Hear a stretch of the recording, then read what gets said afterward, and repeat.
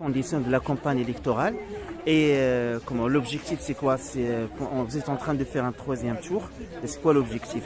L'objectif c'est d'être majoritaire dans le pays. Voilà, si on a une majorité de députés de la nouvelle Union populaire, Jean-Luc Mélenchon sera Premier ministre et on a plutôt de programme, c'est-à-dire quasiment le programme des présidentielles, et c'est pas Emmanuel Macron qui a plus que le sien. Donc ça ne sera pas les retraites à 65 ans mais la retraite à 60 ans, ça ne sera pas de l'argent donné toujours plus aux dividendes mais de l'argent mis dans les salaires, avec notamment le SMIC à 1500 €, etc., etc. Donc c'est un enjeu considérable.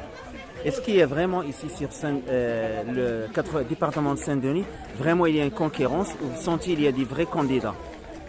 Écoutez, moi je pense qu'on peut prétendre avoir le grand chelem et faire gagner toutes les circonscriptions en Seine-Saint-Denis. Alors ici ça me semble vraiment possible, parce que je suis le député sortant. Rien que Jean-Luc Mélenchon, il a eu 55% des voix au premier tour des présidentielles. Si j'ajoute les autres forces qui maintenant sont avec nous, on est quasiment à 65%. Donc, ça doit être le cas ici, mais ça peut être le cas dans beaucoup d'autres endroits. Et évidemment, c'est un enjeu pour nous, une force de gauche populaire, centre, dans les territoires populaires. D'accord.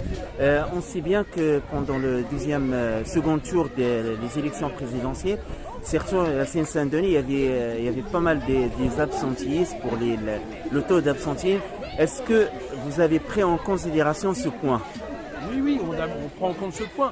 En général, malheureusement, législative, il y a souvent plus d'abstention qu'au présidentiel. Mais là, j'ai l'impression, des contacts qu'on a sur le terrain, etc., que les gens sont mobilisés. Ils ont compris qu'il y avait un troisième tour de ces élections et que rien n'est perdu. Donc je pense que ça va se mobiliser de manière assez importante. Est-ce cible, puisque la masse électorale ici dans le département, et surtout dans la circonscription de Saint-Denis là, elle représente une grande masse. Est-ce que vous avez un programme? Vous avez des méthodes pour attirer l'attention ou Écoutez, les méthodes, c'est ce qu'on fait ce soir, c'est-à-dire que par exemple, on va sur le terrain, on va à la rencontre des gens, on va dans les quartiers, on fait du porte-à-porte. La méthode, c'est notre force militante. On a la plus grosse force militante du pays. Voilà, c'est d'aller au contact des gens. J'ai pas d'autre méthode. C'est pas si on comptait uniquement sur les médias, je crois que ça serait problématique. Vous remarquerez qu'ils ne parlent pas des problèmes en priorité des problèmes des gens. Quand on discute dans la rue, les problèmes des gens, c'est le pouvoir d'achat, c'est les salaires. Ici, c'est les services publics qui sont absents, c'est les problèmes de logement. C'est ça principalement. Donc c'est à nous, j'allais dire, d'aller sur le terrain. Voilà, c'est ce qu'on fait depuis un an avec les présidentielles et c'est ce qu'on continue à faire pour les législatives. Alors, juste un dernier point. Le scénario de le gouvernement de M. Jospin avec l'ancien président Jacques Chirac. Est-ce que vous prenez ça en considération l'instant ou le moment que M. Jean-Luc Mélenchon ce sera Premier ministre? Est-ce que vous prenez ça en considération? On le prend très en considération et on pense ça tout à fait possible. Parce que la règle, même si elle est non écrite, mais la règle, c'est que le président de la République est obligé de prendre le leader de l'opposition. Et nous avons signé un protocole avec tous nos partenaires, le Parti Socialiste, Europe Écologie, le Parti Communiste. Et dans ce protocole, Jean-Luc Mélenchon est Premier ministre. Et surtout pour la politique des affaires extérieures. On sait bien que le président, c'est lui qui a le dernier mot. Par exemple, un jour, vous allez prendre une décision contraire, surtout pour la guerre actuelle. Alors, les raisons de pointer ça, c'est que les institutions de la Ve République, on est en train d'essayer de les subvertir et à faire en sorte que le Parlement reprenne plus de poids. Maintenant, la Constitution fait que le président de la République est chef des armées et que le domaine de la politique étrangère, notamment des traités, c'est lui qui est prioritaire. Donc, si demain on gouverne, il y aura, j'allais dire, un certain rapport de force sur cette question et on verra bien comment on gère. Un dernier point, pour le conflit arabo-israélien, est-ce que le jour au lendemain, surtout qu'on se trouve dans un département, là où il y a pas mal de communautés musulmanes et arabes, on sait bien d'avance leur point de vue, quelle est votre position? Est-ce que vous allez confirmer? Ma position, elle n'est pas en fonction de la religion de mes concitoyens. Ma position, c'est celle, elle est géopolitique. Voilà, je m'oppose à la colonisation des terres palestiniennes par l'État d'Israël. C'est pas une question religieuse.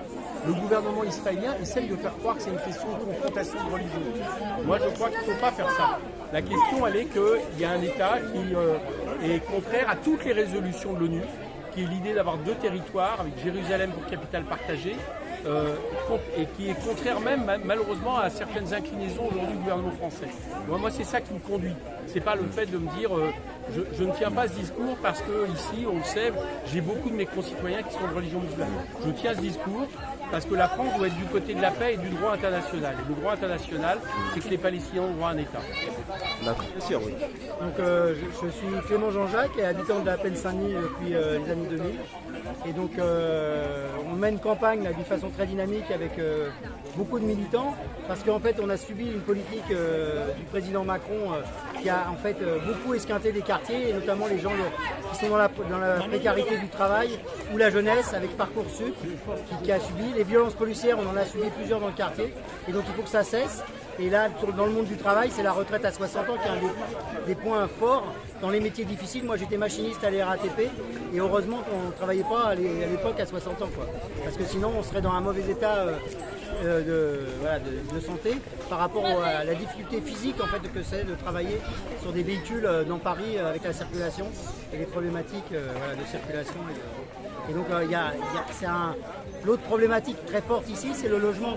Le logement, compte tenu du prix du foncier, est en train de mettre des familles et des jeunes en grande difficulté pour tout simplement avoir un toit digne. Les prix deviennent, c'est une inflation des prix, aussi bien dans le locatif que dans l'accession à la propriété, quoi. Donc là, il faut une politique du logement forte et affirmée pour que les gens puissent payer de leur salaire à proportion de ce qu'ils gagnent. Oui, donc bonjour, je présente donc, le groupe d'action du Front Populaire qui a organisé cette activité. Une activité donc, pour les législatives dans la première circonscription du Haut-de-Seine. Donc objectif commun premier, c'est élire M. Mélenchon Premier ministre. Et du coup, donc, ça se passe par élire tous ces députés.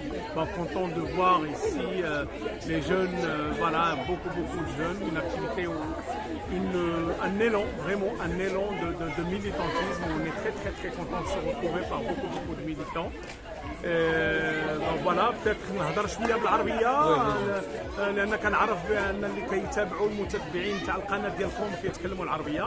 اذا باسم فرنسا الابيه المجموعه ديال الفرون بوبولير اللي كتكون في سان دوني.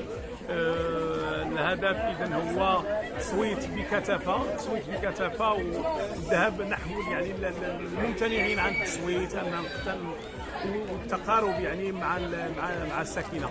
تحياتي، تبارك الله عليك.